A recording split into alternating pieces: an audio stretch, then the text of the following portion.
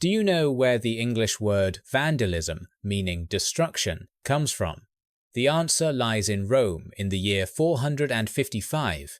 That year, the Vandals, a Germanic tribe from North Africa, marched their army to plunder the capital of the mightiest empire in the world. They stayed in Rome for 14 days, taking everything of value from gold, silver and jewels to the gilded bronze roof tiles of sacred temples. But here is what will surprise you, because the truth is completely different from what the name vandalism evokes in our minds.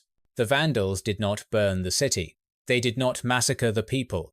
They even kept their promise to the Pope not to torture anyone. Compared to many other invasions in history, this was one of the most organized and least violent sackings Rome had ever witnessed. So why did their name become a symbol of senseless destruction? The answer lies in a far more complex story. This is the story of how an empire collapsed, not because its enemies were too strong, but because it had already destroyed itself from within.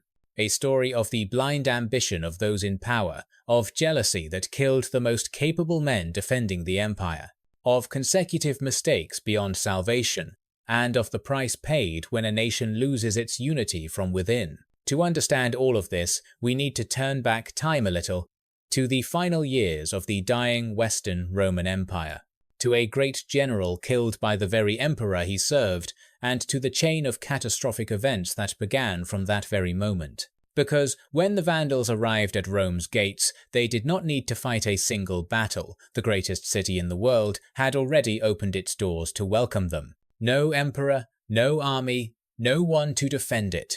Rome, the empire that once ruled the world, was completely helpless. So what happened? The answer begins with an assassination in the palace, just months before the Vandals appeared. The 5th century AD. The Roman Empire, once the superpower that ruled from Britain to Egypt, was now in its death throes.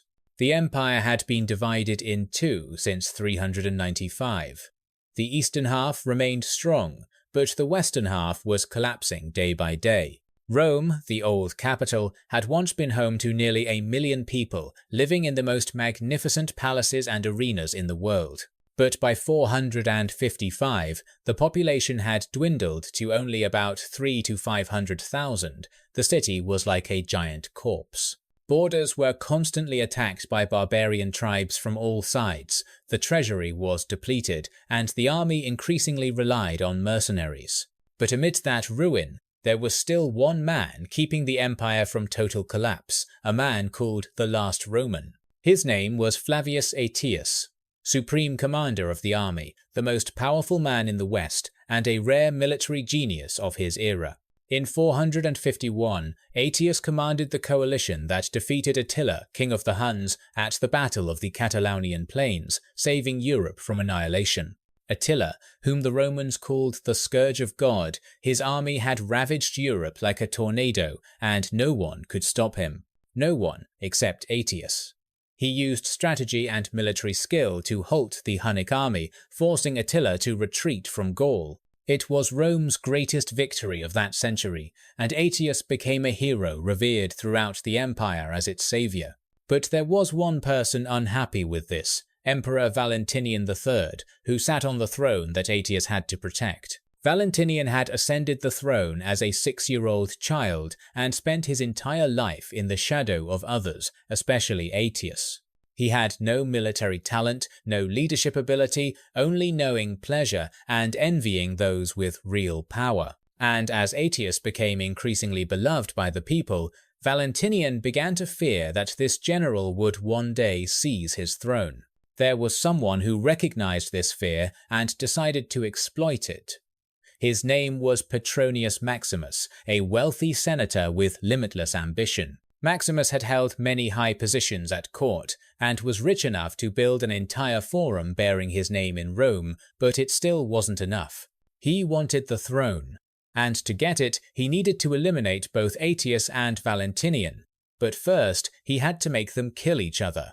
Maximus whispered in the emperor's ear, saying Aetius was plotting to seize the throne, that if he didn't act immediately, it would be too late. Valentinian, already full of suspicion and fear, decided to strike. September 21, 454, in the palace at Ravenna. Aetius was presenting a financial report before the emperor as usual, not knowing it would be the last day of his life. Suddenly, Valentinian leaped from his throne, drew his sword, and screamed accusations that Aetius was drunk and treasonous, then lunged to stab his general. Aetius had no time to react. The man who had once saved the entire empire fell on the palace floor, killed by the very emperor he served. When Valentinian boasted about having dealt with Aetius, an old advisor told him something history would remember forever. "I do not know whether your majesty has done well or not, but I do know that you have just used your left hand to cut off your right." Those words were like a prophecy, because just 6 months later, everything would collapse completely, exactly as the old advisor had warned. With Aetius dead, Maximus thought of his next step. He hired 2 of Aetius's former bodyguards, 2 Scythians named Attila and Thraustila. They wanted revenge for their former master, and Maximus promised handsome rewards if they killed the emperor who had murdered the general they revered. March 16, 455. Valentinian was practicing archery at the Campus Martius, the broad field outside Rome, as was his routine. Attila and Thraustila followed in his guard retinue, and when the emperor dismounted, they drew their swords and stabbed him to death on the spot. Valentinian III, Emperor of Rome, died on the training field, his blood soaking into Roman soil, ending 30 years of weak rule. Just 1 day later, March 17, Petronius Maximus ascended to the throne, achieving the dream he had long harbored. But Maximus did not know that everything he had just done would lead to disaster, and he himself would pay with his life, because his next decisions would ignite an invasion that Rome no longer had anyone capable of stopping. Maximus sat on the throne, but he knew his position was unstable because he had no royal blood. To consolidate power, he decided to do what many usurpers had done: marry the widowed empress to legitimize his rule. Licinia Eudoxia, wife of the just murdered Valentinian, was forced to marry Maximus only days after her husband died at the hands of assassins. Imagine her pain, just losing her husband, now forced to marry the man she suspected of masterminding his murder, and she could not refuse. But Maximus went even further, and his next mistake would push the empire into an abyss with no return. In 442, the Roman Empire had signed an important peace treaty with the Vandal kingdom in North Africa, ending years of conflict. A crucial part of that treaty was a political marriage. Princess Eudocia, daughter of Valentinian, would marry Prince Huneric. Huneric was the son of Gaiseric, king of the Vandals, and this marriage would bind the 2 kingdoms in lasting peace. The marriage was postponed because Eudocia was too young, but the promise remained the foundation of 13 years of peace between both sides. Maximus, in his frenzy for power, decided to annul this betrothal and wed Eudocia to his own son Palladius to consolidate his dynasty. With a single decision, Maximus tore apart 13 years of peace and handed his enemy a perfect excuse to attack Rome. In North Africa, news reached King Gaiseric of the Vandals, and he was not pleased with what he heard from Rome. Gaiseric was not the uneducated barbarian many Romans thought him to be. He was one of the most capable monarchs of the era. In nearly 50 years of reign, he had transformed the Vandals from a wandering tribe into a powerful kingdom controlling the Mediterranean. In 439, Gaiseric captured Carthage, made it his capital, and built a fleet that made even Rome wary. And here is history's irony. Carthage was the very city Rome had completely destroyed 600 years earlier. In 146 BC, after 3 bloody Punic wars, Rome had razed Carthage and salted the earth. They sold all the people of Carthage into slavery and swore this city would never rise again to threaten Rome a second time. 600 years later, from that very place, from the ashes of ancient Carthage, a new enemy was preparing to avenge the past. History is like a giant circle, and now it was returning to its starting point, but this time Rome was in the position of the loser. Some historians also recorded that Empress Eudoxia herself secretly sent a letter to Gaiseric begging him to come rescue her from the forced marriage. She wanted Gaiseric to avenge Valentinian and free her from Maximus, whom she believed had killed her husband and now held her captive. Whether that story is true or not, Gaiseric had plenty of reasons to act, and he was not one to miss such an opportunity. The treaty had been broken, royal honor had been insulted, and a weakening empire with no one left to defend it awaited in the north. In late May 455, Gaiseric assembled his fleet and army, left Carthage, and set sail northward toward Italy. The Vandal fleet landed at Ostia, the seaport at the mouth of the Tiber River, which flows directly into the heart of Rome just a few miles away. Before entering the city, the Vandal army destroyed the aqueducts, the massive arched bridges carrying clean water into Rome. No water, no supplies, the city would not hold out for long.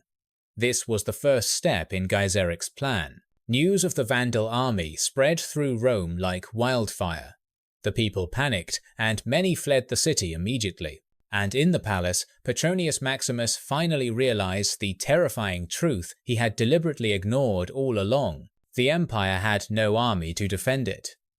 Aetius, the only general who could organize a defense, was dead, the consequence of last year's assassination. Maximus pleaded with the Visigoths, hoping they would send troops to help, but reinforcements never came. Rome stood completely alone. And what happened next would show that when an empire loses the trust of its people, even the emperor cannot save himself. Maximus knew resistance was no longer possible. No army, no capable general, nothing to stop the Vandals. He made the final decision of his life: flee Rome, abandoning the city and its people to their fate. Maximus called on the senators in the Senate to join him, saying they would retreat together and find a way to counterattack later, but they refused. Those who had once voted to place him on the throne now turned their backs. No one wanted to follow a cowardly emperor who abandoned his capital. The imperial guard, those who should have protected the emperor with their lives, also quietly vanished. No one wanted to die for Maximus. His retinue dissolved like snow in sunshine, and Petronius Maximus, emperor of Rome, suddenly found himself completely alone. May 31, 455. Maximus mounted his horse and rode alone out of the city gates, hoping to escape before the Vandals arrived. But the people of Rome recognized him. They saw their emperor fleeing, leaving them to face the invaders alone. The angry crowd blocked his path, screaming and cursing at him, and then someone threw the first stone at the terrified emperor. Then the second, the third. The crowd pelted Maximus with stones like rain, their long accumulated rage finally released. Petronius Maximus, emperor of the Western Roman Empire, was stoned to death by his own citizens right before the gates of Rome. Not by enemies, not by assassins, but by the very people he was duty-bound to protect yet had abandoned. His body was torn to pieces, and what remained was thrown into the Tiber River, ending the shortest reign in Roman history. 75 days. That was all the time from when Maximus seized the throne to his gruesome death, one of the shortest reigns ever. From mastermind who killed 2 emperors to seize power, to victim killed by his own people, all in just over 2 months, like a Greek tragedy. 2 days later, June 2, 455, Gaiseric's Vandal army arrived at Rome's gates, and they beheld a strange sight. No defending army, no emperor to command, no resistance whatsoever from the greatest city of the ancient world. Rome, capital of the empire that once ruled the entire Mediterranean, where millions had once lived and worked, was completely helpless and empty. But there was one person who dared to step forward when no one else would. Someone with no sword, no army, only courage and faith. Pope Leo I, head of the Catholic Church, walked out of the city gates to meet Gaiseric, the king of the invaders. Just 3 years earlier, Leo had undertaken a similar mission when he went to meet Attila, king of the Huns, the most feared man in Europe. Attila, whom all of Europe feared, had agreed to retreat after meeting with Leo, though no one knows exactly what the Pope said to him. And now, Leo once again stood before an invading army, alone, unarmed, unguarded, only faith in his mission. He pleaded with Gaiseric, "Do not burn this city. a city that has stood for over 1,000 years and is a symbol of all Western civilization. Do not torture the people, they are innocent, having nothing to do with the rulers who caused this war. Do not kill those who do not resist, let them live, and Rome will open its doors for the Vandals to take whatever they want without bloodshed. And Gaiseric agreed. Perhaps because he saw no need to burn and destroy when he could take everything easily without losing a single soldier. Perhaps because Rome was suffering severe food shortages and a prolonged siege would hurt both sides heavily. Perhaps because Gaiseric respected Leo's courage, an unarmed old man who dared to negotiate with a fierce invading army. Whatever the reason, Gaiseric kept his word, and that is what history recorded, completely contrary to today's image of Vandal. Rome's gates swung wide open. The Vandal army entered without meeting any resistance, as if walking into a ghost town. The next 14 days were the most systematic plundering Rome had ever witnessed, but not in the way you might imagine. The Vandals did not burn homes, did not massacre civilians, did not torture prisoners. They focused on one thing only: taking wealth. They took gold, silver, gems, furniture, artwork, everything of value was loaded onto ships to be carried back to Carthage. They stripped the gilded bronze roof tiles from the Temple of Jupiter Optimus Maximus, Rome's most sacred temple, symbol of the empire's power. The image of the temple laid bare was a declaration. Rome's glory had ended, and no god could save it anymore. And there is one detail few people know. Among the treasures taken were objects from the Temple of Jerusalem, which Rome had plundered in 70 AD. 400 years earlier, Roman general Titus had destroyed the Temple of Jerusalem and brought spoils back to Rome as a symbol of conquest. Now, those treasures were plundered again by others like a cruel circle of history, the plunderer finally being plundered in return. The Vandals also took Empress Liciniia, Eudoxia, and the two princesses Eudocia and Placidia, the last women of the imperial family. Perhaps Eudoxia had longed for this to be freed from Maximus and Rome, even if she now had to go to Carthage as an honoured prisoner. Many ships carried Roman prisoners to North Africa, where they would be sold as slaves or ransomed, a lucrative income source for the Vandals. June 16, 455. After exactly 14 days of plundering, the Vandal army withdrew from Rome, taking everything of value. The city still stood, most of the people still lived. But Rome was no longer as it had been, its glory had departed on the Vandal ships. And the greatest irony of this story still awaits telling, because the truth about the Vandals is completely different from what we think. The Vandals plundered Rome for 14 days, that is an undeniable fact, and they took countless priceless treasures from the city. But they did not burn Rome, they did not massacre civilians, they kept their promise to Pope Leo not to torture or burn. Compare this to the sack of 410, when the Visigoths stayed in Rome only 3 days, but burned buildings and plundered far more wildly. The Visigoths stayed 3 days and burned. The Vandals stayed 14 days but did not burn. Yet no one calls destruction Visigothism, only vandalism. And this word was coined in the 18th century, more than 1,300 years after the event, by people who had never carefully read history. In 1794, during the French Revolution, Bishop Henri Gregoire used the word vandalisme to describe the destruction of artworks. He needed a name for barbaric destruction, and the Vandals, with their bad reputation from hostile Roman historians, became the perfect victim. From then on, vandalism spread throughout Europe and the world, carrying a meaning completely opposite to what actually happened in 455. That is history's greatest irony. The Vandals were far less Vandal than many other invaders, yet their name became synonymous with destruction. But the more important question is not whether the Vandals deserved that bad reputation, but why Rome fell so easily. Not because Gaiseric was too strong, not because the Vandal army was too numerous, but because Rome had already destroyed itself before the Vandals appeared. Look back at the chain of events. Valentinian killed Aetius out of jealousy, and the empire lost the only general capable of organizing a defense. Maximus killed Valentinian out of ambition. then seized the throne and made a series of wrong decisions that made war inevitable. The people killed Maximus because they lost faith, and when the Vandals arrived, no one stepped forward to defend the once greatest city in the world.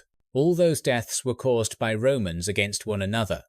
The external enemy simply came to harvest the fruits of self-destruction.